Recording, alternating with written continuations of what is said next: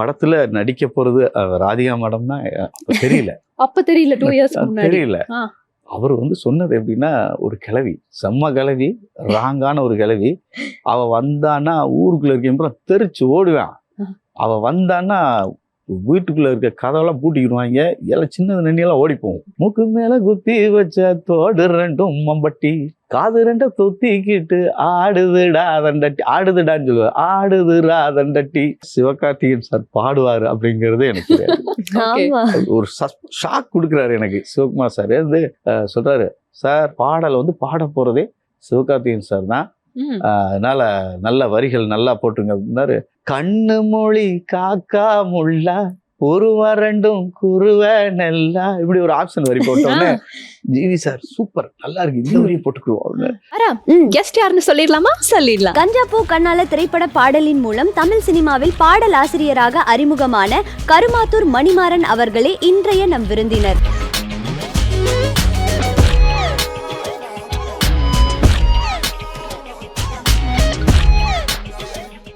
வணக்கம் சார். வணக்கம். எப்படி இருக்கீங்க? நல்லா இருக்கேன். Thank you so much sir. Sir, நீங்க பாடல் ஆசிரியரா ஒர்க் பண்ண தாய் கேள்வி படம் ரிலீஸ் ஆகி ரொம்ப நல்ல ரெஸ்பான்ஸ் கிடைச்சிட்டு இருக்கு. ஸோ ஆல்ரெடி நிறைய வெற்றி பாடல்கள் நீங்க எழுதியிருக்கீங்க. இந்த படத்தோட பாடல் பத்தி அண்ட் இந்த வெற்றியை பத்தி நீங்க எப்படி நினைக்கிறீங்க? எனக்கு ரொம்ப சந்தோஷம். முதல்ல இயக்குனர் சிவா அவர்களுக்கு நன்றி சொல்லிக்கணும். எஸ்கே ஃபிலிம்ஸ் சிவகார்த்திகேயன் சாருக்கு ஒரு நன்றி சொல்லிக்கணும். ஏன்னா இந்த படம் இந்த பாடல் ஒரு 2 ஆண்டுகளுக்கு முன்னாடியே அவர் கையில் எடுத்துட்டார். எனக்கு இந்த படத்துல முதல் சாங் வரணும்னு சொல்லி என்ன தான் தேர்ந்தெடுத்து எனக்கு இந்த பாடலை கொடுத்துட்டு இந்த பாட்டுக்கான சூழ்நிலை சொன்னார். அப்ப இந்த படத்துல நடிக்க போறது ராதிகா மேடம் தான். அப்ப தெரியல. அப்ப தெரியல 2 இயர்ஸ்க்கு முன்னாடி தெரியல. அவர் சொன்னது எப்படின்னா, ஒரு கிழவி, செம்ம கிழவி, ராங்கான ஒரு கிழவி. அவ வந்தான்னா ஊருக்குள்ள இருக்க தெரிச்சு ஓடுவான். அவ வந்தான்னா வீட்டுக்குள்ள இருக்க கதவெல்லாம் பூட்டிக்கிடுவாங்க. எல்லாம் சின்னது நெண்ணியெல்லாம் ஓடி போகும். ஏன்னா அவ்வளோ ஒரு ராங்கான ஒரு கிழவி, ஊருக்குள்ள வட்டிக்கு விட்டுக்கிட்டு இருக்க ஒரு கிழவி. அது அப்படி ஒரு ரஃப்பான டைப். அவ வாரா ஊருக்குள்ள, அப்படி வரும்போது ஒரு இன்ட்ரோ கொடுக்கணும், அப்படி ஒரு சாங் இருக்கணும். அந்த கிழவி எவ்வளோ திமிரா இருப்பா, எல்லாம் பயங்கரமா இருப்பா. அவ சுருட்டெல்லாம் வேற குடிப்பா. அவ டென்ஷன் ஆனா சுருட்டு குடிப்பா. ரொம்ப ஜாலியானவா. அவளுக்கு ஜாலி என்ன, அவளுக்கு சந்தோஷம்னா ஊரை அடிச்சு விரட்டி அவங்க ஓடுறத பாக்குறதே அவளுக்கு ஒரு சந்தோஷம். படம் ஃபுல்லா அவளுக்கு ஒரு சந்தோஷத்துல இருப்பா. அப்படி ஒரு கிழவி. அவளுக்கு ஒரு இன்ட்ரோடக்ஷன் நீங்க தான் கொடுக்கணும், பாடல் இது வரிகளை போட்டுங்க. ஓகே சார் அப்படின்னு சொல்லிட்டு வரிகள் நிறைய போட்டோம். சிவா சார் எப்படின்னா வாட்ஸ்அப்லேயே கான்டாக்ட் பண்ணிடுவாரு. இப்போ டியூன் சார் டியூன் கொடுத்தாச்சு, தன்னே தானே தன்னே நன்னே நானே, நம்ம கிராமிய பாடல் பாடுறது இதான் வரி போடுங்க பாடு சார், எப்படி போடு. அவர் லைன்லேயே இருப்பார். சார் இந்த வரி வேண்டாம் வேண்டாம் சார், மூக்கு மேலே குத்தி வச்ச தோடு ரெண்டும் மம்பட்டி அப்படின்னா இது நல்லா இருக்கு, சூப்பர், அப்படி இதையே வாங்க இப்படியே வாங்க அப்படின்னு. அப்போதான் போட்டது மூக்கு மேலே குத்தி வச்ச தோடு ரெண்டும் மம்பட்டி. மம்பட்டி மாதிரி இருக்கும், மம்பட்டி மண் வெட்டும் பார்த்தீங்களா, அந்த மாதிரி மம்பட்டி. காது ரெண்ட தொத்திக்கிட்டு ஆடுதுடா தண்டட்டி. இத சிவகார்த்திகேயன் சார் பாடும்போது ரொம்ப அழகா பாடியிருப்பாரு. எப்படின்னா, இந்த மூக்கு மேல குத்தி வச்ச தோடு ரெண்டும் மம்பட்டி, காது ரெண்ட தொத்திக்கிட்டு ஆடுதுடா அதண்டட்டி, ஆடுதுடான்னு சொல்லுவார், ஆடுதுடா அதண்டட்டி. அவ்வளோ அழகா ஃப்ளோல ஸ்லாங்கா பாடியிருப்பார். ரொம்ப அற்புதம். அந்த பாட்டுக்கு ஸ்லாங்கா பாடுறதான் பிளஸ். அவரு பிரமாதமா பாடுவாருன்னு நினைக்கிறேன். செம்மையா பாடல் அருமையா வந்திருக்கு. ரொம்ப சந்தோஷம்.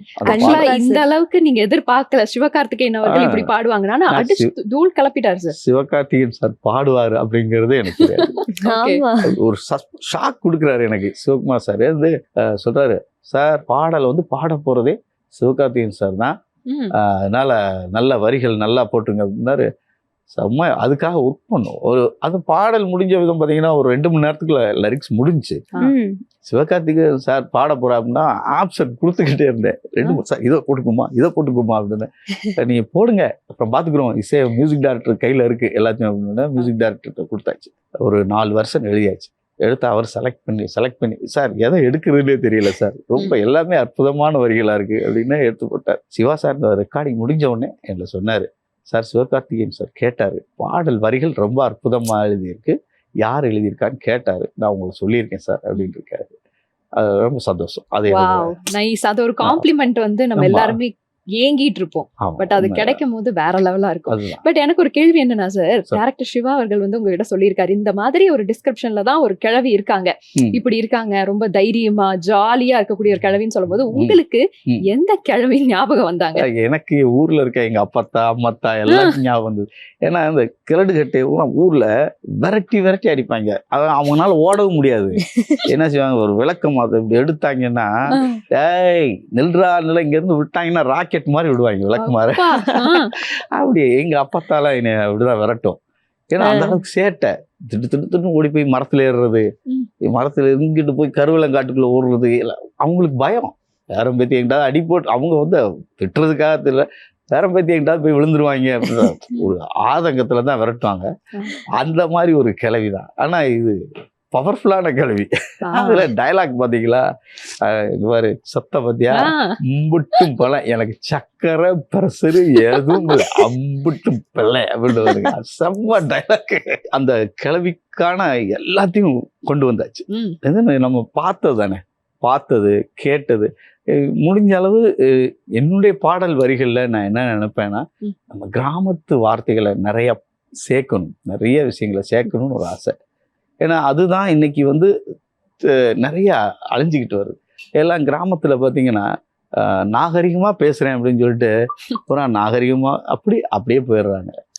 கொஞ்சம் கிராமத்தின் அந்த வார்த்தைகளை மறந்து போயிடுறாங்க. முதல் பாடல்ல கஞ்சா பூ கண்ணால ஃபர்ஸ்ட்ல பாத்தீங்கன்னா மந்தக்கல்லையும் திண்டு சமைப்பேண்டி போட்டிருப்போம்ல. அந்த மந்தக்கல்னா என்ன சார், என்ன என்ன என்ன அப்படின்னு கேட்பாங்க.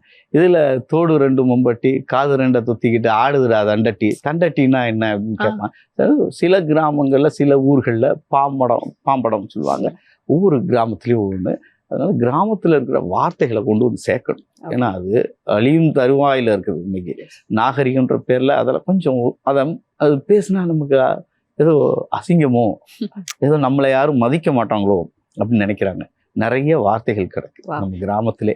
ஒரு சில வார்த்தைகள்லாம் இருக்கும். எங்க கிராமத்திலே சொல்லுவாங்க, எங்க தாத்தா, பொருளை கொண்டு போற போக்குடிச்சு விடாம வரணும், போக்குடிச்சு விடாம வரணும் அப்படின்னா தொலைச்சிடாம வரணும் அப்படின்னாங்க. போக்குடிச்சு விடாம வரணும்டா, சூதானமா போயிட்டு சூதானமா வரணும் அப்படின்னாங்க. அப்ப அந்த வார்த்தைகள்லாம் கேட்கிறோமா. ஆனா இப்போ அந்த வார்த்தைகள் இல்லை. பொத்துனாப்புல போகணும்டா அப்படின்னா, செத்தவிடம் வந்துட்டு உட்காந்து போப்பா அப்படின்னா, செத்தவிடம்னா அழகான சுத்த தமிழ். அது சற்று இவ்விடம் அப்படிங்கறதுதான் செத்தவிடம் உட்காந்துட்டு போப்பா. சார் டக்குன்னு கேட்கும்போது ஏதோ வேற மாதிரி கேக்குது சார். செத்தவிடம் உட்காந்துட்டு போப்பா அப்படின்னாங்கல்ல. மதுரையில இருக்கிற அந்த வார்த்தைகள் நிறைய இருக்கு. அதுவும் கிராமத்துல நிறைய வார்த்தைகள், அதெல்லாம் கொண்டு வந்து எழுதணும் அப்படின்னு ஒரு ஆசை. அதுதான் ஒவ்வொரு பாடல்களையும் ஏதாவது ஒரு வார்த்தை வந்துடும். சோ ஒரு நேட்டிவிட்டி, அந்த எசன்ஸ் வந்து மாறாம நீங்க கொடுக்கணும்னு சொல்லி ஆசைப்படுறது ஓகே. பட் நாங்க வந்து கேள்விப்பட்டது வேற விஷயம். என்னதான் தாய் கிழவிக்கு வந்து நம்ம டைரக்டர் சிவா சார் வந்து இப்படி இருக்கணும்னு ஒரு தாய் கிழவியை சொல்லியிருந்தா கூட, நீங்க டெடிகேட் பண்ணது என்னமோ உங்க ஒய்ஃப்க்கு டெடிகேட் பண்ணதா நாங்க கேள்விப்பட்டோம். உண்மையா? அது உண்மைதான். அது இந்த பாடல் வந்து முதல்ல கஞ்சா பூ கண்ணால விட ஒரு பொண்ணை வர்ணிக்கிற ஒரு பாடல். அதை என் ஒய்ஃப் கேட்டாங்க, இந்த பாடல் எப்படி என்ன நினைச்சுதான் எழுதுனியா? சத்தியமா இல்ல அப்படின்னு. ஐயோ சொல்லிட்டீங்க. ஒரு பொண்ணோட அழகு அப்படிங்கிறது அது இல்ல. என் மனைவிட்ட நான் பார்த்தது என்னன்னா, அழகை தாண்டி அவகிட்ட ஒரு வீரம் இருக்குது. எதையுமே எப்பவுமே எவ்வளவு பெரிய விஷயத்தையும் வந்து சாதாரண பார்த்துக்கலாம், அப்படி பார்த்துக்குவோம் அப்படின்னு. ஏன்னா கல்யாணம் பண்ண அப்போ வந்து +2 முடிச்சு ரொம்ப சின்ன வயசுலேயே கல்யாணம் பண்ணி வச்சுட்டாங்க. அதுக்கப்புறம் படிக்கணும்னு ஆசைப்பட்டாங்க. School people leader, school first வேற, school first 10th, 12th school first. இவ்வளோ படிக்கிற கல்யாணம் பண்ணி வச்சுட்டாங்க, அழுகுறாங்க. நான் வந்து எப்படின்னா படிப்பேன், எனக்கு படிப்பு வரல. அதாவது ஏன் படிப்பு வரலைன்னா, 5வது வரைக்கும் இங்கிலீஷ் மீடியம், 6வது 7வது வந்து தமிழ் மீடியம். ரெண்டும் குழப்பி எனக்கு என்ன ஆச்சுன்னா படிப்பு வரல, சுத்தமாக போச்சு. அதனால எனக்கு உதவி செய்கிறது வந்து என்னுடைய மனைவி தான். என்னுடைய எழுத்துக்கள் பிழை இருக்கும், அந்த பிழையெல்லாம் திருத்தி எழுதி கொடுக்கறது. படிச்சவன் பாட்டை கெடுத்தான்ற மாதிரி நீங்கெல்லாம் ஒரு கவிஞர், இந்த வரணும்டா அப்படின்னு. சரிங்கம்மா போடுங்க, என்ன எழுதியிருக்க நீ அப்படின்னு. அதுக்குதான் நீ இருக்கேம்மா எடுத்துக்க. நான் இப்போ வெளியில இருந்தாலும் சரி வாய்ஸ் போடுவேன், என்னோட வரிகளை வாய்ஸ் போட்டு டைப் பண்ணி கொடுத்துருங்க அப்படின்னு. அது டைப் பண்ணி இங்கிட்டு வந்துடும். ஓஹோ, உங்களோட அசிஸ்டன்ட் அவங்க. ஆமா, ஆ. இது வந்து எழுதி கொடுத்தா நான் இங்க உட்காந்து பயங்கரமா எழுதிடுவேன். இது எழுதி நீங்க இங்க உட்கார்ந்து அதை பார்த்து கட கட இந்தாங்க சார் இப்ப எழுதியிருக்க பாருங்க. அப்படிதான் கொடுத்தேன். ஒரு வெற்றிமாறன் சார்ட்ட மாட்டிக்கிட்டேன். எப்படி சார்? வெற்றிமாறன் சார்ட்ட மடக எழுதி சரி ஓகே அப்ப ரஃபா எழுதிட்டு இருங்க சார் எழுதி டைப் பண்ணி தரேன் அப்படின்றதுல கொடு அப்படின்ட்டாரு. கொடுத்துட்டு பார்த்துட்டு கவிஞரே பார்த்தாரு, இதுதானா இதுதான் உங்க எழுத்தா அப்படின்னு. சரி தயவு செய்து வெளியே சொல்லி. சற்றுவிலை. நல்ல ஜாலியான மனுஷன். Okay. ஆனா அவர் சும்மா டென்ஷன் ஆக வேண்டிய நேரத்துல ஆவாரு. என்னை பார்த்துட்டு என்ன மருந்து சீட்டை விட மோசமா எழுதியிருக்கிய அப்படின்னு. நல்லா எழுதியிருக்கு ஆனா என்னால புரிஞ்சுக்க முடியல, நீயே வாச்சிரு அப்படின்னாரு. அதுக்கப்புறம் தான் அப்போ அங்க எழுதி கொடுத்ததெல்லாம் அது என்னுடைய மனைவி சார் எழுதி கொடுக்க. அப்போ உன் மனைவி எழுதி கொடுத்துதான் நீ எழுத, நீ வந்து இந்த கருமியா நீ அப்படின்னு. கோயில்ல யாரோ எழுதி கொடுத்தது வந்து பண்ற நீ கருமி அப்படின்னு. அப்புறம் நல்லா ஜாலி ஆயிடுவார். அப்புறம் என்ன எதுனாலும் முதல்ல டைப் பண்ணி வரட்டும் அப்படின்னு சொல்லிட்டு டைப் பண்ணி வந்து வாடிவாசல் எழுதும் போதெல்லாம் நல்லா ஒரு ஜாலியா இருக்கும். Okay. அந்த வரிகள் அது நிறைய அவர்கிட்ட இளையராஜா சார்ட்டி போய் மாட்டினேன். இசைஞானிகிட்ட போய் என்ன பண்ணா விடுதலை 2ல எழுதணும் ஒரு பாடல் எழுதினேன். ஆனா அந்த பாடல் சில இடம் பெறல. எனக்கு இடம் பெறலன்ற எந்த ஒரு வருத்தமும் இல்லை. இசைஞானி இந்த ஜெனரேஷனுடைய இசை கடவுள் முன்னாடி உட்காந்து நம்ம பாடல் எழுதுறோமே, இந்த வாய்ப்பு யாருக்கு கிடைக்கும்? அந்த ஒரு வாய்ப்பு ரொம்ப எனக்கு அந்த அனுபவம் ரொம்ப பெருசா இருந்துச்சு. அவர்கிட்ட பாடல் எழுதும்போது ரொம்ப கவனமா எழுதணும். வார்த்தை ரொம்ப நீ அந்த மேஜிக் எல்லாம் பண்ண வேணாம், சாதாரணமா எழுது அப்படின்னுவாரு. எழுதி முடிச்சிட்டேன். ஒரு வழியா ஒரு பாடல் எழுதி முடிச்ச உடனே எட்டி பார்த்து சொன்னாரு, பொழைச்ச அப்படின்னாரு. அதுக்கப்புறம் நல்லா முடியல உட்காந்துருங்க, நல்லா உட்காரு அப்படின்னாரு. நல்லா உட்காந்துட்டு எனக்கு வெற்றி சார் சார் நம்ம கவிஞர் தான் சார், இந்த பாடலை நல்லா எழுதியிருக்காரு சார் எழுதி அறிமுகப்படுத்தி வச்சார். என்ன பண்ணாரு, நல்லா எழுதின தாளை விட்டுட்டு நான் எழுதின தாளை அவர் பாடுறதுக்கு கொண்டு போயிட்டாங்க. அங்க போய் வச்சுட்டாங்க போல. அங்க வச்சுட்டு பாடல்லாம் முடிஞ்சிருச்சு. பாடல் முடிஞ்சதுக்கு அப்புறம் வெளியில வந்து பாடல் அற்புதமா வந்திருக்கு, ரெக்கார்டிங் பண்ணிச்சு. யார் எழுதுனது? அவரு ஷாக் ஆயிட்டு, இல்லையே அவரு வச்சு ஒன்னதான் வச்சுட்டாங்க போல இருக்கு அப்படின்னு. அப்புறம் வெளியில எடுத்துட்டு வந்தாரு. அதை எப்படி அந்த தாளை எடுத்து வந்தாருன்னா, அந்த செத்து போன எலிய வாழை பிடிச்சிட்டு அந்த மாதிரி கொண்டு வந்தாருந்தா வெற்றிமாறன் இருந்தா உன் எழுத்து வச்சுக்கோ அப்படின்னு. இதை அவர் வந்து திருத்தி அடிச்சு பிழை திருத்தம் பண்ணி கருப்பு லெட்டர்ல எழுதி பாடியிருக்காரு. அதை என்ன பண்ண பாரு, உன் எழுத்து பிள்ளைய அவரே திருத்தி பாடியிருக்காரு மனுஷன். அந்த பேப்பர் பத்திரமா அந்த வச்சிருக்கீங்களா பேர் சார்? பத்திரமா இல்ல, என் பூஜை அறையில வச்சுட்டேன் லேமினேஷன் Oh my பண்ணி. God. Super, super. என் பூஜை அறையில அதை அழகா சாமிக்கு பின்னாடி லேமினேஷன் பண்ணி வச்சிருக்கேன். அப்போ இது வந்து அது- நடக்கணும்னு நடந்திருக்கு பாத்தீங்களா? அதுதான் எனக்கு பொக்கிஷம் இல்ல அது. எங்களுக்கு வந்து இது புதுசா இருக்கு சார். கவிஞர் அப்படின்னு ஒண்ணு அவங்க கிட்டதான் இருக்கிற தமிழ் புலமை ஃபுல்லா இருக்கும். ஆமா. நீங்க எனக்கு புலமை எல்லாம் இருக்கு, பட் கொஞ்சம் ஸ்பெல்லிங் மிஸ்டேக்ஸ் மட்டும் இருக்கு. இதுல உங்க வைஃப் ஹெல்பிங், இதுவே ஒரு ஸ்டோரியா இருக்கு. இதுக்கு எனக்கு ஒருத்தர் பேரே வச்சிருக்காரு நண்பர், நீங்க எழுத்து பிள்ளை கவிஞர் அப்படின்னு. எழுத்துப்பிழை கவிஞர். எழுத்துப்பிழை யார் சார் கவிஞர். பேர் வச்சது? என் நண்பர் ஒருத்தர் இருக்காரு, நண்பர் தான். மணிகண்டன் அவர் பேரு, கேமராமேன் அவரு. அவர் சொல்லுவாரு, உங்களுக்கு எழுத்து பிள்ளை கவிஞர்னு வைக்கணும் சார் அப்படின்னு. ஓகே. அவருடைய பாடலுக்கு அவருடைய படத்துக்கு எழுதிட்டேன். அது அப்படி அவர் பேரே வச்சுட்டாரு. பட் இப்ப வரைக்கும் உங்க வைஃப் தான் உங்களுக்கு ஹெல்ப் பண்ணிட்டு இருக்காங்களா ஆமா. சார்? அவங்கதான் இப்ப நீங்க எழுதுவாங்க. குடுக்குற லைன்ஸ் தான் கரெக்டா எழுதுவாங்களா, இல்ல ஆமா. அவங்க கொஞ்சம் எக்ஸ்ட்ரா பிளஸ் ஆர் மைனஸ் எல்லாம் போட்டு மானி பொன்மானி தேனி அதெல்லாம் ஆட் பண்ணி கொடுத்துருவாங்களா? அதுல பணம் நான் என்ன சொல்றேனோ அதை எழுதி கொடுத்துருவாங்க, அழகா எழுதி கொடுத்துருவாங்க. ரெண்டாவது இது நல்லா இருக்கு, இது நல்லா இல்ல சொல்லிடு. அப்படின்னு அங்கேயே சொல்லுவாங்க. அவங்க ஜட்ஜ்மெண்ட் எப்படி இருக்கும் சார்? அவங்க கரெக்டா இருக்கும். இதை டைரக்டர் செலக்ட் பண்ணுவாரு, இதை செலக்ட் பண்ண மாட்டாரு. எனக்கு ரெண்டையும் கொடு போ அப்படின்னு கரெக்டா என்ன சொன்னாங்களோ அது அப்படியே இருக்கும். தாய்க்கிழவி எழுதும்போது ஏன் நான் சொல்றேன்னா, என் மனைவி சொல்றேன்னா, என் மனைவி வந்து நான் தான் சொல்றேன், அவர்கிட்ட அழகை ரசிச்சதை விட அவங்க கிட்ட இருக்க வீரம், அவங்க கிட்ட இருக்க அதாவது எந்த ஒரு பிரச்சனையும் பாத்துக்குவோம் அப்படின்றாங்கல்ல, அதைத்தான் நான் ரசிச்சேன். ரஸ்க் சாப்பிடுற மாதிரி அப்படிங்கிற மாதிரியா? உண்மையிலே அவங்க நடந்து வரும்போதெல்லாம் யாரா அது ஜான்சி ராணி அந்த வரியில அவ காட்டு நெருப்பு உருவா தினம் கங்கணம் கட்டி வருவா, இவ கால் முளைச்சு நடந்து வரும் ஐயனாறு அருவா அப்படின்னு போட்டதா அவருடைய அந்த நடனம் இன்னைக்கும் செம போல்டு. எப்படி சார், லவ் மேரேஜா அரேஞ்ச் மேரேஜா? அரேஞ்ச் மேரேஜ்லயும் உங்களுக்கு பரவாயில்ல, ஒரு வீர மங்கையை பிடிச்சி கல்யாணம் பண்ணி வச்சிருக்காங்க. நல்ல வேலை. அவங்க இல்லைன்னா இந்த அளவுக்கு வந்திருக்க கூட முடியாது. ஏன்னா எல்லாரும் கல்யாணம் பண்ண புதுசுல பாத்தீங்கன்னா போடுறா ஏதாவது வேலையை பார்த்து போடா அப்படின்றாங்க. என் மனைவி என்னன்னா உங்ககிட்ட நிறைய திறமை இருக்கு, நல்ல அழகா கவிதை எழுதுற, பாடுற, சினிமாவுக்கு முயற்சி பண்ணு அப்படின்னு சொல்லி. ஆனா நிறைய பேர் சொல்லுவாங்க உங்க வீட்டுக்காரர் அப்படியே எங்க போய் தெருவா நாடகம் போட்டுக்கிட்டு இருக்காரு, பாட்டு பாடிக்கிட்டு இருக்காரு, வேலைக்கே போக மாட்டாரா அப்படின்னு. வேலைக்கு போவாரு, அவர் ஒரு காலத்துல வருவாரு, யாரும் ஒன்று டிஸ்டர்ப் பண்ணாதீங்க அப்படின்னு சொல்லி. என் மனைவி தான் எல்லாத்துக்கும். அதுக்கப்புறம் நான் வாழ்க்கை பிரச்சனை, பொருளாதார நெருக்கடி, அதை தவிர்க்கிறதுக்காக அவங்க அம்மா மார்க்கெட் ஒரு காய்கறி கடை வச்சிருந்தாங்க. அதை அவங்க என் ஒய்ஃப் அதை வாங்கி அந்த கடையில் வியாபாரம் பண்ணி எங்களுடைய பொருளாதார பிரச்சனைக்கு என் ஒய்ஃப் எடுத்த முடிவு மார்க்கெட். ரொம்ப சூப்பரான கேரக்டரா அதை நான் பார்த்துட்டு நானும் ஹெல்ப் பண்ணுவேன், போய் ஹெல்ப் பண்ணுவேன்.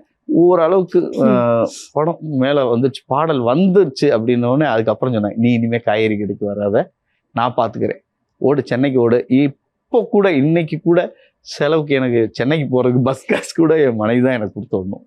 அந்த ஒரு நல்ல எனக்கு கிடைச்ச ஒரு மனைவி மாதிரி உங்களுக்கு கிடைச்ச ஒரு வரப்பிரசாதம் சார். சப்போர்ட்டுக்கு சப்போர்ட் எல்லாமே. நான் சொல்லுவேன், நான் எவ்வளவு லட்சம் செலவழிச்சாலும் சம்பாதிச்சாலும் உனக்கே தான் தருவேன், நீ தருவியா தரமாட்டியோ, போய் முன்னேறிட்டு வா அப்படின்னு. சரி, நான் ஒவ்வொரு நேரம் காசு கேட்கும் போது நான் எவ்வளவு செலவழிச்சாலும் எவ்வளவு சம்பாதிச்சாலும் உனக்கு தான்மா தங்கம், நகை மோதிரம் எல்லாம் போட, செலவு காசு வேணுமா அப்படின்னு. இதெல்லாம் சொல்லிதான் செலவு காசு வேணுமா அப்படின்னு. போ எடுத்துட்டு போ, பீரோல இருக்கே எடுத்துட்டு போ, நீ கேப்பன்னு எனக்கு தெரியும், எடுத்துட்டு போ. நல்ல அட்ஜஸ்டபிளா போறாங்க இல்லையா, என்ன பண்ணாலும் பாத்துக்கலாம்ங்கிறாங்க, உங்களுக்கு ஹெல்ப் பண்றாங்க. நீங்க உங்க மனைவிக்கு பண்ண மிகப்பெரிய ஒரு ஹெல்ப், இல்லன்னா குட்டி குட்டி ஹெல்ப்ஸ் எல்லாம் பண்ணுவேன்னா என்னென்ன? ஒண்ணும் இல்ல, என்னுடைய பிறந்த நாள் அன்னைக்கு என் மனைவி எனக்கு வெள்ளியில ஒரு பிரேஸ்லெட் வாங்கி கொடுத்தாங்க. அது நான் என்ன பண்ணேன், நீ என்னுடைய பிறந்த நாளுக்கு என்ன செய்வேன்னு பார்ப்போம் அப்படின்னு அவங்களுக்குள்ள வருது. நான் என்னடா செய்யறது, கையில காசு இல்லை, எதையாவது ஒன்று வாங்கிட்டு போனா ஒன்றும் இல்லை. என்ன பண்ணேன்னா சரி என்னுடைய மனைவி பேரை பச்சை குத்திடுவோம் நெஞ்சில அப்படின்னு சொல்லிட்டு சரி ஓகே போயிடலாம் போனா சார் இன்ச்சுக்கு 1500 அப்படின்னு. ஒரு இன்ச்சு எழுத்துக்கு 1500 ரூபாயா, என்னப்பா அது அப்படின்னா என்னடா செய்யறது சொல்லி அப்படியே நடந்து போயிட்டே இருந்தேன். ஆனா நம்ம ஊர் பாண்டி கோயில் பக்கத்துல அங்க உட்காந்துருப்பாங்க ஓரத்துல பச்சை குத்துறவங்க உட்காந்துருப்பாங்களா, ஒரு எழுத்துக்கு எவ்வளவு 20 ரூபா சாமி அப்படின்னு. 20 ரூபா ரொம்ப சீப்பா இருக்குடா, சூப்பர். நானு ஜெயபாரதி பாரதி 4 எழுத்து, 4 எழுத்து இப்படித்தான் சொன்னாங்க. நான் சொன்னேன் 3 எழுத்துக்கு 60 ரூபா. நீ படிச்சிருக்கியா படிக்கலையா சாமி, தொணக்கால் யார் போடுவா, தொணக்கால் யார் போடுவா, அதையும் சேர்த்து. அப்ப 20 40 80 ரூபா வருமோ, என்கிட்ட 100 ரூபா இருக்கு, சரி ஓகே 20 ரூபா செலவுக்கு வச்சுக்குவோம், குத்து அப்படின்னா ஃபர்ஸ்ட் பா குத்தும் போது கண்ணீர் தப்பா முடிவு எடுத்துட்டோமோ அப்படின்னு சதையில போது சொதுக்குன்னு குத்துது ஊசி, ரணமா வலிக்குதுங்க. சின்ன எழுத்தாவே போடுங்க, பா போட்டாங்க. அதுக்கப்புறம் துணை எழுத்து. அதுக்கப்புறம் நான் ஃபர்ஸ்ட் கண்ணாடி பார்த்து இங்க ரிவர்ஸ்ல எழுதிட்டேன், எழுதிட்டு கரெக்டான்னு பார்த்துக்கிட்டு அதுக்கப்புறம் குத்துனா ரா தீ போட போது கண்ணுல தீயே கண்ணீர் வருது, கண்ணீர் வருது. போதுமான அது சும்மா இருக்கட்டும், அதெல்லாம் முழுசையும் போடணும் சாமி அப்படின்ட்டு. அவனுக்கு 20 ரூபா குறைஞ்சு போமே, தீ வேணுமா பரவாயில்ல பாரா போட்டுக்கலாமா, வேணாம் சாமி தீ போடணும், அப்பதான் பாரு தீ வரும். சரி அவ 20 ரூபா குறைஞ்சு போமே சொல்லி இருதயத்தவே குத்துறானே குத்திட்டு கடைசியில புள்ளி வைக்கிறோம், ஒரு புள்ளி வேணாம், போதும் நன்றி வணக்கம், போதும். அவளை புள்ளிக்கு நீ 50 காசு கேட்ப, புள்ளிக்கு நீ பாட்டில 10 ரூபா 5 ரூபா கேட்டேன்னா நான் என்ன பண்றது, இருக்கிறது அவ்வளவுதான், 80 ரூபா வாங்கிக்கப்பான்னு சொல்லி அவட மஞ்சளை பூசி அப்பி விட்டாங்க. நேரம் வந்தேன் என் வீட்டை, நீ போன தடவை எனக்கு பிரைஸ்லெட் கொடுத்த அது இது இன்னும் ஒரு சில ஆண்டு காலங்கள்ல மறைஞ்சு போகும். ஆனா நான் ஒன்னு நினைவு வச்சிருக்கேன், அது நான் கொடுக்குற பரிசு நான் இறந்தாலும் என்னோடு சேர்ந்து எரிகின்ற பரிசு அப்படின்னு. அப்படி என்னடா வச்சிருக்கேன் அப்படின்னு திறந்து காட்டினேன், அப்படி கண்ணீர் விட்டேன். அதாவது சார் இனிமேல் நான் உன்கிட்ட எதுவுமே கேட்க மாட்டேன்டா அப்படின்னு. எனக்கு அது இன்னும் நினைச்சாலே கண்ணீர் ஃபீல் பண்ணி ஆரம்பிச்சிச்சு. சார் என்னடா அது இப்படி வச்சிருக்க அப்படின்னு சொல்லி இங்க இருந்து அந்த ரத்தத்தோட காமிச்சேன், அதனால ஃபீல் பண்ண ஆரம்பிச்சிச்சு. சார் உன்ட்ட நான் தெரியாம கேட்டேன்பா, ஆ. நீ இனிமே இதுக்கு மேல நான் உனக்கு எந்த ஒரு பரிசும் கொடுக்க முடியாது, இனிமே உன்ட்ட அப்படி கேட்கவும் மாட்டேன் அப்படின்னு. நான் நன்றி, எனக்கு நன்றி, இனி தப்பிச்சிருவோம். எனக்கு தப்பிச்சிருவோம் அப்படின்னு காலத்துக்கும் இந்த அதுதான். செயலை செய்ததால் நான் தப்பித்து விட்டேன் தப்பித்து அப்படின்ற விட்டேன். மாதிரி. அவ்வளவுதான். இன்னைக்கும் வந்து அந்த எழுத்தப்பா எவ்வளவுதான் கோவம் வந்தாலும் ஆ. என் மேல இந்த அந்த பாரதி அந்த எழுத்தை பார்த்துட்டா பரவாயில்ல, நமக்காக பேரே குத்திட்டான்னு. அது சென்டிமெண்டா ஒரு வார்த்தை. நான் எரிகின்ற போதுதான் என்னை விட்டு பிரியும் உன்னுடைய அப்பா, நினைவுகள். வரணும் இல்ல சார், அது- இவ்வளவு வேலை அது- பாக்குறோம், ரெண்டு லைன் நமக்காக எதை உதவலன்னா மட்டுமா எவ்வளவோ பாக்குறோம், இத பண்ணிர மாட்டோமா? இதை பண்ண சார், ஆனா ஒரு மாட்டோமா? கேள்வி என்னன்னா, அந்த பிரேஸ்லெட் அவங்க வாங்கி கொடுத்தது என்ன ரேட் இருக்கும்னு நீங்க நினைக்கிறீங்க? அது எப்படியும் வந்து ஒரு 2500 ரூபா 3000 ரூபா. 2500 ரூபாவை 60 50 ரூபாய் 80 ரூபாய். 50 ரூபாயில சரி கட்டிட்டீங்களே சார். ஆமா. இதுதான் வந்து எப்படின்னா சமாளிக்கிறதுன்னு சொல்லுவாங்க. நிறைய பேர் சொல்லுவாங்கல்ல, கல்யாணம் பண்ணிட்டா அவ்வளவுதான்டா நம்ம வாழ்க்கையே அப்படின்னு. ஆ. இந்த மாதிரி சமாளிக்கக்கூடிய தன்மை வந்துருச்சுன்னு வச்சுங்களேன், வாழ்க்கை சூப்பரா இருக்கும். அடேங்கப்பா. இதுதாங்க எல்லாம். இது புரியாம எல்லாரும் ஐயோ கல்யாணம் முடிச்சுட்டா போச்சு. ம். எல்லாரும் மனைவியை லவ் பண்ணணும்னு வச்சுங்களேன், எந்த ஒரு பிரச்சனையும் இருக்காது. மனைவி சொல்றதை கேட்டுட்டோம்னு வச்சுங்களேன், எந்த ஒரு எதிர்த்து பேசவே கூடாது. ஒரு சில அப்ப பேர் கேட்டா போதுமா சார்? அப்ப கேட்டா போதும். ஆ. சும்மா கேட்டுக்கிட்டே இருக்கணும். அவங்கள வந்து பேச விட்டணும். ஒரு மணி நேரம் பேசுறாங்களா, பேசிக்கிட்டே இருக்கணும். அப்படியா, சரிம்மா, சரி தூக்கம் ஒரு தூங்கட்டா அப்படின்னா சரி தூங்க. எப்பயுமே அவங்க பேச விடணும். ரெண்டாவது நம்ம பாராட்டி யாரை பேசணும்னா அவங்க அப்பா, அவங்க அண்ணன், அவங்க தம்பி, அவங்க ஃபேமிலியை தங்கமான மனுஷன் அப்படின்னு மட்டும் பாராட்டிருங்க. அவங்க அப்பாவா கர்ண பரம்பரை.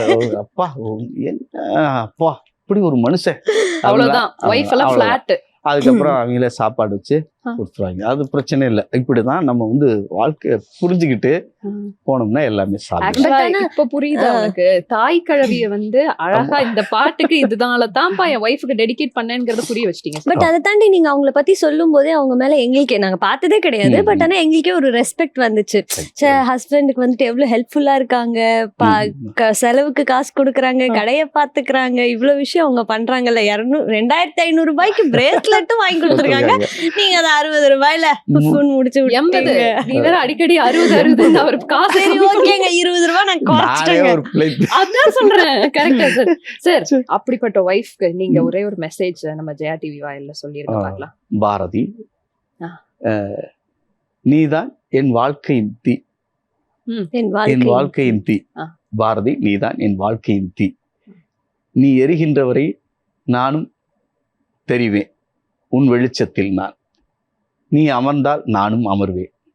அந்த வரம் கொடுக்க கடவுளை வேண்டுகிறேன் அப்படின்னு சொல்லி முடிச்சுக்க வேண்டியது. Nice. அந்த வெளிச்சம் எனக்கு, அவ இருந்தா எனக்கு வெளிச்சம். அவ தீ, பாஸ்டர். அவ இருந்தா எனக்கு வெளிச்சம். அவ என்னைக்கு அமர்றாளோ அன்னைக்கு நான் அமரனாகணும் அப்படின்னு சொல்லி Nice sir. அவ்வளவுதான்.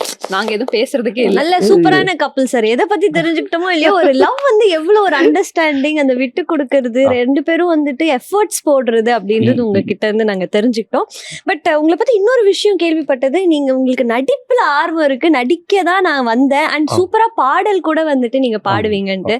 ஸோ நம்ம ஜெயா டிவி வியூவர்ஸ்க்காக ஒரு சூப்பரான கிராமிய பாடல் சார். கட்ட வண்டி நடையழகி ஏன் கடுகு துண்டு எடையழகி வெள்ளரி பிஞ்சு வரலழகி குயிலு குஞ்சு கொரலழகி பித்தால கொடமே என் கத்தால பூமணமே கட்ட வண்டி நடையழகி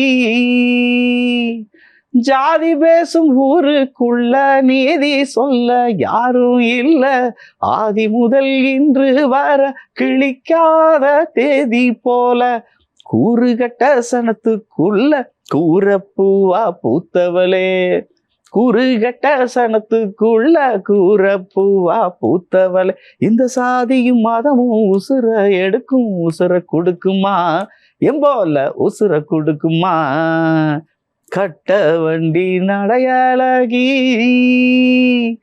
ஏன் கடுகு துண்டு எடையழகி. சாங் இது. நைஸ் சார், நைஸ் இந்த சார். மாதிரி நிறைய கிராமங்கள்ல இது நீங்க தான் லிரிக்ஸ்ல சார்? ஆமா, லிரிக்ஸ். இதோட ஃபர்ஸ்ட் வந்து என்னன்னா அந்த 4 வரி வந்து நான் போடுவேன். இதுக்கப்புறம் வந்து எனக்கு ஹெல்ப்பா வந்து அதோட ரோஸ் முகிலன், இந்த எங்களுடைய திசைகள் கலைக்கூடிய ரோஸ் முகிலன், அவரு மிச்ச சரணம் பல்லவியில அவர் ஹெல்ப் பண்ணி கொடுத்துருவாரு.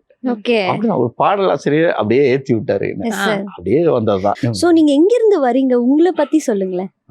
எங்க ஊர் வந்து சொந்த ஊர் கருமாத்தூர். கருமாத்தூர். கருமாத்தூர். அந்த கருமாத்தூர்ல நான் படிக்கிற காலத்துல ஸ்கூல்ல பாடல் இந்த மாதிரி எல்லாம் பண்ணிட்டு இருந்தேன். அதுக்கப்புறம் என்னன்னா பள்ளி படிப்பை விட்டதும் நம்ம கிராமத்துல நம்ம கிராம தெய்வங்களுடைய பாடலை எடுக்கக்கூடாது, குலசாமி பாடல் இருக்குல்ல, இதை எடுத்து ஒளிநாடாவா 99ல அப்போ வந்து டேப்பு தான் இருந்தது, சிடி இல்லாத ஒரு டைமு. அது ஒரு ஏன்னா எங்க ஊர்ல இருக்க தெய்வங்கள்லாம் இன்னைக்கும் வந்து இந்த பாடல் பாடாத கிராமமே இல்லை, அப்படி போயிட்டு இருக்கோம். அந்த பாடல் எப்படின்னா ஃபர்ஸ்ட் வெளியிடும் போது அதுக்கு வந்து PK ராஜா மியூசிக்கல்ஸ் ஒருத்தர் பெரிய வில்லேஜ் விஞ்ஞானி அவரு. எப்படின்னா அப்போ வந்து அவர்கிட்ட அந்த கட் பண்ற மிஷின் அதெல்லாம் கிடையாது. அந்த ஃபில்மவே எடுத்து கட் பண்ணுவார், சிசர் எடுத்து கட் பண்ணி ஒட்டிட்டு அப்படி போட்டு போப்பாரு, கரெக்டா வருதா அப்படின்னுவாரு. அப்படி கட் பண்ணி அழகா ஒரு கேசட் மிக்சிங் அப்பவே அவர் அதுல மிக்ஸ் பண்ணுவாரு. அது என்ன பாட்டு சார் உங்களோட அதுல முதல் பாட்டு? கிராம தெய்வங்கள் பாட்டு என்னன்னா, ஏ மாயா மாயா நீ வாடா வாடா இந்த மக்ககுரைய தித்து புட்டு போடா போடா ஆலமரத்து நனலுக்குள்ள குருவி கத்துற சோலைக்குள்ள கரு மாத்தூரு அத காக்குறது யாரு, மாயா மாயா நீ வாடா வாடா. நல்லா இருக்கே சார். அதுக்கப்புறம் நம்ம கிராம குலசாமி பாடல், காக்கு வீரா உன்னை நம்பும் ஜனங்களை காக்கும் வீரா, அப்படி ஒரு பாடல்.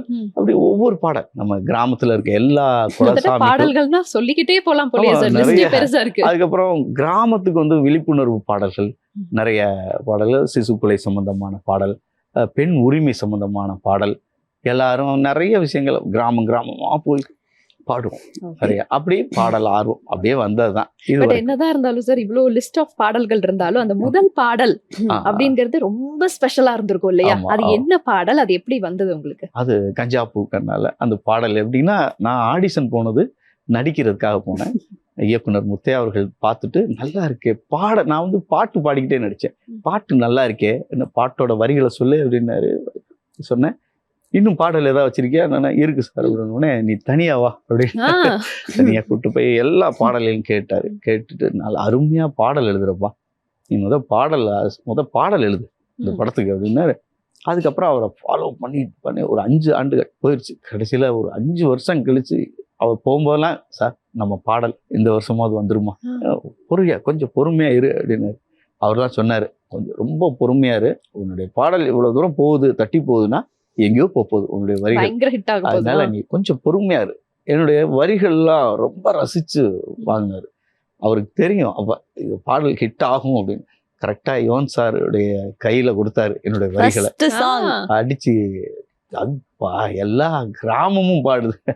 கஞ்சா பூவு கண்ணால செப்பு செல ஒன்னால இடுப்பு வேட்டி அவருதடி நீ சிரிச்சா தன்னாலவோ தட்டாங்காய் பல்லால நீ சொன்னவத்த சொல்லால சூரியனையோட பேண்டி கவட்டை எடுத்து கல்லால கருப்பட்டி கரைச்சு செஞ்சு வச்ச சேலையா பச்சரிசி போட்ட பொங்கப்பான போலையா ஈர கொலைய சொரண்டி என்ன கொல்லுராயே கொலையா ஈர கொலைய சொரண்டி என்ன கொல்லுராயே கொலையா கஞ்சா பூவு கண்ணால செப்பு செல ஒன்னால இடுப்பு வெட்டி அவருதடி நீ சிரிச்சா தன்னால.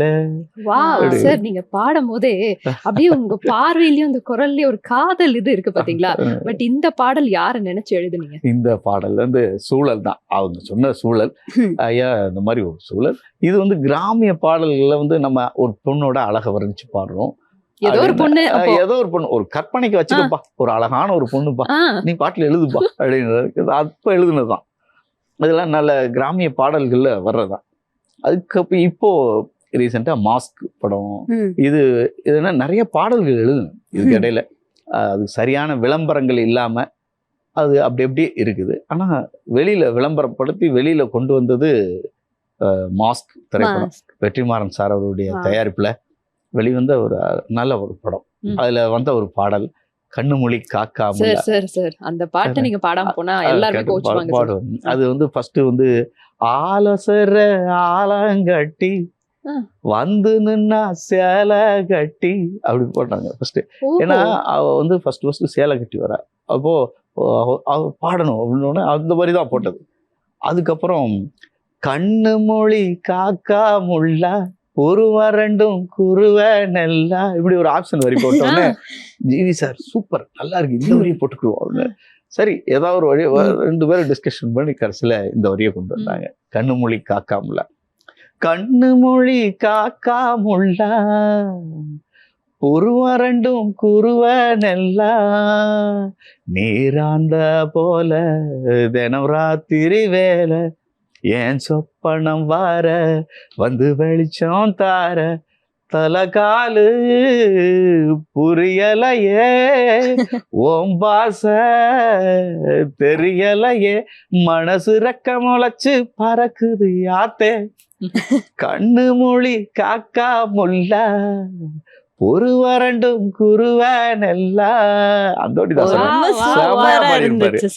ரெக்கார்டிங்க போய் பார்த்தேன். இந்த பாட்டில் பாடும்போது வெளியே எட்டி பார்த்தாரு, நீங்க தானா அப்படின்னாரு. சரி நான் தான் அது வரிகளை பார்த்தே தெரிஞ்சது, சூப்பர் நல்லா இருக்கு அப்படின்னாரு. அவரு அந்த வரிகளுக்கு அவருடைய குரல் ரொம்ப அற்புதமா. அண்ட் இன்னும் ஒரு விஷயம் கேள்விப்பட்டோமே சார், உங்க பெயருக்கு பின்னாடி டைரக்டர் முத்தையா அவர்களுக்கு பெரிய ஒரு பங்கு இருக்குன்னு சொல்லி இந்த மாதிரி கேள்விப்பட்டோம், உண்மையா? ஆமா, அது வந்து ஃபர்ஸ்ட் அந்த பாடல் கஞ்சாப்பு கண்ணால திரைக்கு வரும்போது என்ன பேர் போடலாம் அப்படின்னு டிஸ்கஷன். நீங்க என்ன பேர் முடியுமான்னு போடலாம் சார், மாறன் அழகா ஸ்டைலா போடலாம் சார், அதுல வேணா சின்னதா இருக்கும் மணிமாறன் போடு, முழு பேரையும் போடு, ஊர் பேரையும் சேர்த்து போடு. ஊர் எது? கருமாத்தூர் தானே, கருமாத்தூர் மணிமாறன் போடு அப்படின்னாரு. சார் பெருசா இருக்குமே அதுல, அப்பதான் போஸ்டர்ல போட்டா தூரத்துல இருந்து பார்த்தாலும் உன் பேர் தெரியும். ஆமா, அப்பதான் பெருசா தெரியும், பேர் பெருசா இருக்குப்பா அப்படின்னாரு. சரிங்க சார் நீங்க சொன்ன ரைட் தான் அப்படின்னா அன்னையில இருந்து கருமாத்தூர் மணிமாறன் அப்படி வச்சிட்டாரு. பேரை பார்த்தாரு. டைட்டில் போடும்போதே எனக்கு ஆசையா இருக்கும், திரைக்கு இந்த கடைசிக்கு இருக்கும் மணிமாறன், கருமாத்தூர் மணிமாறன். ரெண்டாவது மணிமாறன் அப்படின்னு போட்டா நெட்ல நிறைய மணிமாறன் வருவாங்க. கருமாத்தூர் மணிமாறன் கூகுள் அப்படி சர்ச் பண்ணா நீ தான் வருவ அப்படின்னு அவர் சொன்னார் அன்னைக்கு. அதே மாதிரி இன்னைக்கும் கூகுள்ல கருமாத்தூர் மணிமாறன் போட்டா வரிசையா வந்து கரெக்ட் சார், நம்ம பேரையும் போட்டாச்சு, ஊருக்கும் பேர் வாங்கி கொடுத்தாச்சு. அந்த ஊர்ல இருக்கவங்க எல்லாம் என்ன சார் சொல்றாங்க அப்பவே என்ன பாடுவல்ல, என்ன ஊருக்குள்ள போனாலே அந்த வந்துட்டான் பாட்டுக்காரன் வந்துட்டான்ல பாட்டுக்காரன். ஆனா எனக்கு முன்னாடி எல்லாம் எங்க கிராமத்துல பாடல் பயங்கரமான ஆட்கள், பவுண்டராஸ்ன்னு ஒருத்தர் இருப்பாரு, அவரெல்லாம் பாடினாருன்னா எங்க மாமா அவரு கிராமம் உள்ள காட்டுக்குள்ள பாடினாருன்னா ரோட்டுக்கு கேட்கும், அவ்வளோ வாய்ஸ், கனமான வாய்ஸ், அப்படி பாடுவாங்க. பெரிய கருப்பத்தேவர் எங்க மாமா அவரு தான், நடிகர் பெரிய கருப்பத்தேவர், அவரும் ஒரு நல்ல சிறந்த பாடகர். அவரு நான் இருக்க காலகட்டத்துல அவர்லாம் சினிமாவுக்கு வந்துட்டார். எங்களுக்கு வந்து ஒரு உந்து சக்தி அப்படின்னா அவர் தான், எங்க மாமா அவரு அருமையான ஒரு பாடகர். அவரு இறந்துட்டாரு. அந்த மாதிரி பாடகர்களை பாட்டை கேட்டுத்தான் அப்படியே வர்றோம் அவங்களுடைய வழியா. சோ நிறைய விஷயங்கள் நீங்க எங்க கூட ஷேர் பண்ணிட்டு இருக்கீங்க. பட் இப்போ அடுத்த ஸ்டெப் என்ன அப்படின்னா, நம்ம ஒரு செக்மெண்ட் வந்து விளையாட போறோம். ஓகேங்களா சார்? ஓகே. சோ உங்களுக்கு குட் பேட் அப்படின்னு சொல்லி கொடுத்துருக்கோம். இதுல என்னன்னா நாங்க ஒரு சில கேள்விகள் கேட்போம், அதுல நீங்க குட்டா பேடா அப்படிங்கறத நீங்க சொல்ல போறீங்க. எதனால குட் எதனால பேடுங்கிறத எக்ஸ்பிளைன் பண்ணணும். ஓகேயா? ரெடியா சார்? இந்தாங்க சார். இந்த பேஷன்ஸ், பொறுமை அப்படின்ற விஷயத்துல நீங்க குட்டா பேடா சார்? எதை வச்சு சார் சொல்றீங்க? என் மனைவியை வச்சுதான். உங்க மனைவிக்கும் பொறுமைக்கும் என்ன சம்பந்தம் இருக்கு? எப்பவும் கோவக்காரி வந்து என்னுடைய மனைவி. அவ பக்கத்துல இருக்கும்போது நான் வந்து பொறுமையா இருந்தா தான் சமாளிக்க முடியும். அதனால பொறுமையில் வந்து எல்லாரும் சொல்லுவாங்க, நீ பயங்கர பொறுமைக்காரன்டா நீ. அது மக்களே சொல்லுவாங்க, என்னது உறவினர்கள் தான் சொல்லுவாங்க, பொறுமை உன்கிட்ட தான்டா கத்துக்கணும். அதனால பொறுமைக்கு வந்து குட். இந்த லவ் ரொமான்ஸ், ஏன்னா அந்த கிராமத்துல எல்லாம் வந்து அதை ரொம்ப எக்ஸ்பிரஸ் பண்ண முடியாதுன்னு நாங்க கேள்விப்பட்டிருக்கோம். லவ் ரொமான்ஸ்ல நீங்க எப்படி?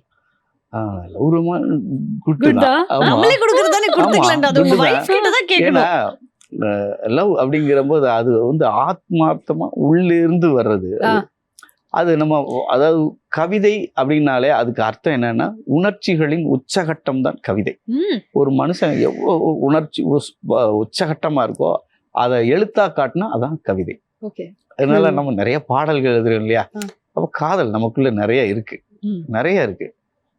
காதல்லாம் ஒரு பொண்ணு மேலதான் வரணும்னு இல்லையே, எதுல வேணா நாய்க்குட்டி மேல வரலாம், பூ மேல வரலாம், அழகா நிறைய விஷயங்களை அழகு வர்ணிச்சு எழுதுறோம் இல்லையா, மந்தக்கல்ல கூட வர்ணிச்சு எழுதுறோம். அதுக்காக காதல் அப்படிங்கிற விஷயத்துல குட் தான். கரெக்டா வர்ணிச்சா சரி சார். ஆமா. சூப்பர். ஒரு தெருக்கூத்து கலைஞனா நீங்க குட்டா பேடா? பேடு தான். ஏன்? ஏன்னா தெருக்கூத்து அப்படிங்கிறது மிகப்பெரிய ஒரு கலை. அதுல வந்து என்னன்னா, ஒரு தெருக்கூத்து அப்படின் போது அங்க வந்து பின்னாடி இருந்து யாரும் பாட மாட்டாங்க, அவன் தான் பாடணும். தெருக்கூத்து பண்ணும்போது ஒருத்தன் வந்து டயலாக் பேசணும், நம்ம சினிமால மாதிரி டப்பிங்லாம் பண்ண முடியாது. தெருக்கூத்துல எனக்கு ஆசை உண்டு, தெருக்கூத்துல நிறைய நடிச்சிருக்கோம். நடிக்கும் போது இப்போ அங்கே போகும்போது நம்ம தான் பாடணும், நம்ம தான் நடிக்கணும், நிறைய விஷயங்கள் இருக்கு. அப்படி போகும்போது எங்கள் அண்ணன் மாஸ்டர்கிட்ட வந்து நான் நிறைய திட்டு வாங்குவேன். என்ன நடிக்கிற நீ, பாட்டை விட்டுட்ட பாதியில். எனக்கு என்னென்னா பாட்டை வந்து பார்த்து பாடினா தான் பாடவே முடியும். நான் தான் எழுதுவேன். இப்போ ஒன்றும் இல்லை, இது ஆர்கெஸ்ட்ரா போனேன்னா இந்த பாடலை பாட சொல்லுவாங்க, சார் கஞ்சா பூ கண்ணால பாடுங்க சார். முழு பாட்டு சரணம் மறந்து போயிடும். சரணம் சார் இது லிரிக் கொடுங்க, லிரிக் சார் நீங்க தானே எழுதுனீங்க, இருந்தாலும் பரவாயில்ல லிரிக் கொடுங்க அப்படின்னு. அந்த மாதிரி ஞாபகம் மறதி எனக்கு ஜாஸ்தியா இருக்கும். நான் எழுதின வரியை மறந்துட்டு வேற வேற வரியில பாடிக்கிட்டு இருப்பேன். அந்த மாதிரி அது வந்து மிகப்பெரிய ஒரு கலை கூத்துன்று. அதுக்கு வந்து நான் அதை சும்மா சொல்லக்கூடாது, நானா சொல்லிக்கலாம், நான் பெரிய கவிஞன் பெரிய கூத்து கலைஞன்றது அது மிகப்பெரிய ஒரு செயல். அது அது என்னன்னா மக்களை வந்து ஒரு எதிர்பார்க்க, நம்ம முன்னாடி இருக்க மக்கள் என்னன்னா அவனுக்குள்ள போய் அவனை பேச வைக்கணும். அதுதான் கூத்துக்கலை. சினிமா வந்து பார்த்துட்டு போயிடுவாங்க. கூத்துக்கலைங்கிறது நிகழ்ச்சியில் அவனை தொட்டு பேசுற மாதிரி இல்லை. அதனால அது அது மிகப்பெரிய ஒரு கலை. அந்த அளவுக்குலாம் இன்னும் நான் போகல. அது அதை பொறுத்த வரைக்கும். சோ மணி மேனேஜ் பண்றதுல நீங்க குட்டா பேடா? சேவிங்ஸ், பொறுப்புகள், ஃபினான்ஷியல் குட் தான். குட். ஏன்னா மனைவி தான் பாத்துக்கறாங்க. ஏன்னா எனக்கு சார் மனைவி பாத்துக்கிறதுல நீங்க குட் சொல்றீங்க. ஏன் என்ன குட்ங்கறேன்னா, நான் சம்பாதிக்காதனால காசு தேவை அதிகமா இருக்கு இல்லையா, அதனால ஒரு ரூபா கிடைச்சாலும் அதை நான் பத்திரமா வச்சுக்குவேன். ஏன்னா அடுத்து ஒரு 1000 ரூபாய் கையில கிடைச்சுன்னு வச்சுங்களேன், இதை எதுக்கு இந்த 100 ரூபாய் எதுக்கு செலவு பண்ணலாம், ஏன்னா இனி அடுத்து வந்து இன்னொரு பொய்யெல்லாம் சொல்லி மனைவிட்ட காசா இனி அவ தெரிஞ்சு போயிடும். இன்னைக்கு கிடைச்சிருக்கு ஒரு 1000 ரூபாய், இதை எப்படியெல்லாம் செலவு பண்ணலாம், இதுல ரொம்ப கவனமா செலவு பண்ணுவேன். நான் அதிகமா செலவு பண்றது எதுன்னா, என் பசங்க தான், 2 பசங்க இருப்பாங்க, 2 பேரும் அவங்களுக்கு ஒண்ணுமே சொல்ல முடியாது. அவனை செருப்பு வாங்கி கொடுங்க, அப்பதான் வாங்கி கொடுத்துருப்பேன். 2 பிஞ்சு போச்சு, 2வது செருப்பு வாங்கி கொடுங்க, அப்போ போய் வாங்கி கொடுக்கணும். சட்டை பேண்ட்டு எடுத்து கொடு, டிஷர்ட்டு. அவங்க சரி பசங்க கேட்குறாங்க, ஒன்றும் சொல்ல முடியாது. இருக்கிறப்போ அவங்களுக்கு தான் நான் செலவு பண்ணுவேன். மற்றபடி வேற எந்த இதுவும் செலவு பண்ண மாட்டேன். எங்கேயாவது காசு இருந்தால் ஒரு கம்மியான விலையில எங்கே கிடைக்குதோ அங்கே சாப்பிட்றது கூட, எவ்வளோதான் காசு இருந்தாலும் பெரிய இடத்துல போய் சாப்பிட்றது இல்லை. எங்கேயாவது சரி கஞ்சி கிடைச்சாலும் போதும், காசு செலவு பண்ணாமல் சாப்பிட வழி இருக்கா, அதை பார்த்துட்டு போயிடுவோம். அதனால பொருளாதாரம் அப்படிங்கிறத நான் எதனால சார் எனக்கு இது டவுட்டாவே இருக்கு. நம்ம சம்பாதிக்கிறோம், ஸோ இப்போ நான் ஒரு 300 ரூபாயில பிரியாணி சாப்பிட்டேன்னா நான் ஒன்னும் ஆப்பிரிக்கா போக ஆசைப்படல. அந்த பிரியாணி ரைட் தான், 300 ரூபாய்க்கு சாப்பிடலாம், அந்த 300 ரூபாய்க்கு 3 வேளை சாப்பிடலாமே அப்படின்ற ஒரு யோசனை வரும். இப்போ சென்னைக்கு வந்துட்டோம், ஒரு 300 ரூபாய் கையில இருக்கு, டக்குன்னு போய் பிரியாணி சாப்பிட்டா அடுத்த வேலைக்கு நம்ம என்ன செய்யறது? அதனால லைட்டா 2 தோசையை சாப்பிட்டு இருக்கிற 2 நாளை சமாளிச்சுட்டு போயிருவோம். போறதுக்கு பஸ் காசு வேணும், எல்லாம் வேணும் இல்லையா? இல்ல புரிஞ்சிச்சு சார். அதெல்லாம் சிக்கன், ஒரு வேளை ஹாப்பினஸ் மட்டும் பார்க்காத, அடுத்த ஒரு 2 வேளையும் சமாளிக்கிறதையும் பார்க்கணும். அதுக்காக அது சிக்கன். ஆனா டேஸ்ட் கேட்கதான் செய்யும். நான் என்ன நினைச்சேன், அப்பெல்லாம் நம்ம நல்லா சம்பாரிச்சு அப்ப சாப்பிட்டுக்குவோம். அப்படியே சம்பாரிச்சு எனக்கு காசு இருந்தாலும் எனக்கு அந்த எண்ணம் வராது. ஏன்னா காசு அப்படி அதோட அருமை தெரிஞ்சதுனால சொல்றேன். இந்த பீப்புளை அண்டர்ஸ்டாண்ட் பண்றதுல நீங்க மீடியா இண்டஸ்ட்ரியில இருக்கீங்க, சோ இந்த பீப்புளை இவங்க குட் பேட்னு கண்டுபிடிக்கிறதுல நீங்க குட்டா பேடா? அதுல குட். எப்படி? ஏன்னா ஆடியன்ஸ் உட்காந்துருப்பாங்கல்ல, ஆடியன்ஸை வந்து கவர் பண்ணணும் அப்படின்னா எவன் பேசுறானோ அவன் மேல நம்ம கண்ணு இருக்கணும். இப்போ ஒண்ணும் இல்லை, நாடகம் ஆரம்பிக்க போகுது, நிகழ்வுக்கு போயிட்டோம் அப்படின்போது மக்கள்லாம் அங்கங்க பேசிட்டு இருப்பாங்க. முதல்ல வந்து வணக்க பாடல் பாடணும், நீ தான் பாடணும் அப்படின்ற என்கிட்ட கொடுத்துருவாங்க மைக்கை. எடுத்துன்னா சுத்தி முத்தி பார்ப்பேன், ரைட்டு எல்லாம் அவன் பேசிட்டு இருப்பான். ரோட்ல நம்மளை கவனிக்கவே மாட்டான். டங்கிட்ட அடிச்சு ரைட் பாடுவோமா, ஐயா வணக்கம் வணக்கம் வணக்கமுங்க வந்திருக்கும் எல்லோருக்கும் வணக்கமுங்க. ரோட்டுல தான் நிக்கிற தாத்தாவுக்கு வணக்கம், சைக்கிள் ஓட்டி போகிற தம்பிக்கு ஒரு வணக்கம், டீ கடையில நிக்கிற ஐயாவுக்கு வணக்கம், அந்த பக்கம் இந்த பக்கம் நடக்கிற அக்காவுக்கு வணக்கம். அப்படி போடும் அவங்கள. அப்படி இப்ப தண்ணி கோலா ஓரத்துல தண்ணி பிடிச்சு நிக்கும் அக்காவுக்கு வணக்கம் அப்படின்னா அவங்க நம்ம பக்கம் திரும்புவாங்க. அங்க என்னென்ன இருக்கும் பாருன்னு சொல்லி அப்படியே அந்த observe ரோட்ல பண்றது. பாப்பேன். அங்கனக்குள்ள சரன்னு ஒருத்தன் கிராஸ் பண்ணுவான். ரோட்டுல தான் போகும் நம்ம சைக்கிள்ல, ரோட்டுல தான் போகும் அண்ணனுக்கு வணக்கம், பஸ் போச்சுன்னா கண்ட்ரைட்டருக்கு வணக்கம், டிரைவருக்கு வணக்கம். அவன் வெளியிட்டு ரைட் தம்பி அப்படின்னுவான். இப்படிதான் ஆடியன்ஸை வந்து நம்ம மக்களை வந்து கவர் பண்ணுவோம். இன்னொன்னு என்னன்னா, நான் எப்போ போய் நின்னாலும் இந்த மணிமாறன், கருமாத்தூர் மணிமாறன் ஒரு பாடலாசிரியரா இவ்வளவு தூரம் மேல வந்து நிக்கிறேன் அப்படின்னா என்னுடைய திறமை ஒரு பக்கம் இருந்தாலும் அதுக்கு முழுக்க முழுக்க காரணம் மக்களாகிய நீங்கள் தான் அப்படின்னு முதல்ல எடுத்த உடனே எங்க ஸ்டேஜுக்கு போனாலும் இந்த வார்த்தையை சொல்லிடுவேன். என்னை இவ்வளவு தூரம் கொண்டு வந்தது மக்கள். நீங்க இல்லைன்னா நான் இல்லை. அடுத்தடுத்து என்னுடைய பாடல்களை ரசிச்சு கேட்கணும். எத்தனையோ கவிஞர்கள் இருப்பாங்க, நிறைய பாடல்கள் எழுதியிருப்பாங்க. ஆனா வித்தியாசமா ஒருத்தன் எழுதுறானே இவன் யாரா அப்படின்லாம் நிறைய பேருக்கு என் மூஞ்சியவே பார்த்துருக்க மாட்டாங்க. நிறைய இடங்கள்ல வந்து என் முகத்தை காட்டுவேன், இந்த முகரை கட்டதாங்க அந்த பாடல் எழுதுனது அப்படின்னு நானும். அப்போ அவங்க நகைச்சுவையா பேசும்போது அவங்க புரிஞ்சுக்குவாங்க, சரி இதுதான் ஒண்ணு. இதுதான் ஆடியன்ஸை கவர் பண்றதுல எப்பயுமே குட். இந்த செக்மெண்டே ரொம்ப சூப்பரா ஹானஸ்டா ஜாலியா விளையாண்டு இருக்கீங்க sir. Super sir, super sir. இத்துடன் இந்த செக்மெண்ட் நிறைவடைகிறது. நன்றி சார். உங்களை பத்தி நிறைய விஷயங்கள் நாங்க தெரிஞ்சுக்கிட்டோம். உங்களோட அப்கமிங் ப்ராஜெக்ட்ஸை பத்தி எங்களுக்கு கொஞ்சம் இன்ஃபர்மேஷன் சொன்னீங்கன்னா நல்லா இருக்கும். இப்போ தாய் கிழவி வந்திருக்குல்ல, சிறப்பா போயிட்டு இருக்கு. அடுத்து சிவா சாருடைய இயக்கத்துல நம்ம தாய் கிழவி இயக்குனர் இருக்கார் இல்லையா, அவருடைய இயக்கத்திலே செய்யோன். அதுல ஒரு பாடல் வருது.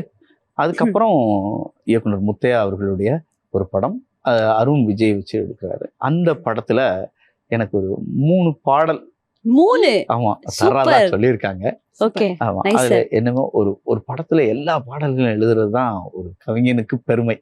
எனக்கு அவரே சொன்னாரு அதுதான் பெருமை, அதனால இந்த படத்துல எல்லா பாடலும் நீங்க தான் எழுதணும். அதனால எனக்கு அப்படி ஒரு வாய்ப்பை கொடுத்துருக்காரு. வரும் தொடர்ந்து நிறைய பாடல்கள் வந்துகிட்டே இருக்கு. நிறைய உருக்கமான பாடல்கள். இப்போ சமீபத்துல ஒரு பாடல் செல்லூர் அப்படின்னு ஒரு படம். அந்த படத்துல என்னன்னா அப்பா அம்மா 2 பேருமே என்ன பண்ணுவாங்கன்னா பையனை கொன்றுவாங்க. கடைசியில் தான் பெத்த பிள்ளைய கொன்றுவாங்க. கொன்னுட்டா என்னன்னா இதுக்கு கதை இருக்கு, ஏன் கொல்றாங்க. பாசமா வளர்த்த பையன் கொன்னுட்டு அவனை கொண்டு போறாங்க. யாருக்கும் தெரியாம ராத்திரியில மூட்டையில கட்டி அழகா அவனை எரிக்க கூட்டு போய் தூக்கிட்டு போறாங்க. அப்போ அந்த டைமிங்ல ஒரு பாட்டு வேணும் சார் அப்படின்னு கேட்டாரு டைரக்டர். அந்த பாட்டை எழுதும்போது எனக்கு கண்ணீரே வந்துச்சு. அந்த பாட்டு நான் இன்னும் ரிலீஸ் ஆகல, பாடக்கூடாது, இருந்தாலும் ஒரு 2 லைன் அது எப்படின்னா, இடுப்பு வலிக்க பெத்த மகனை ஈமச்சடங்கு செய்ய தூக்கி போறனே அப்படின்னு சொல்லி அப்படியே தூக்கிட்டு போறனே அப்படின்னு சொல்லி சொல்லுவாங்க. அவ்வளோ அழகா இருக்கும். கடைசியில் அதை அம்மாயில வந்து எரிச்சிட்டு வெளியில வருவாங்க. ரொம்ப அற்புதமா வந்திருக்கு.